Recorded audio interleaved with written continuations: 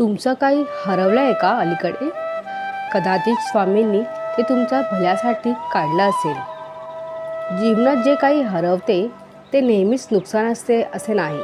अनेकदा आपण जे गमावलो म्हणून दुःखी होतो तेच पुढे जाऊन आपल्या कल्याणासाठी आवश्यक होते. हे काळाच्या ओघात उमगते. काही दारे बंद झाल्याशिवाय नवीन दारे उघडत नाहीत. काही गोष्टी हातून निसटल्याशिवाय अधिक मौल्यवान गोष्टीसाठी जागा निर्माण होत नाही. म्हणूनच कधीकधी स्वामी आपल्या हातातील काही गोष्टी अलगद दूर करतात.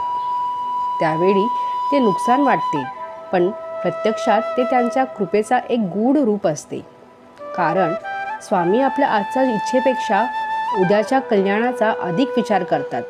म्हणून जे निघून गेले त्याबद्दल खंत न करता जे येणार आहे त्यावर विश्वास ठेवावा. कारण स्वामी जेव्हा काही काढून घेतात तेव्हा त्यामागे अनेकदा अधिक सुंदर, अधिक योग्य आणि अधिक मंगल काहीतरी देण्याचा हेतू दडलेले असतो. श्री स्वामी समर्थ.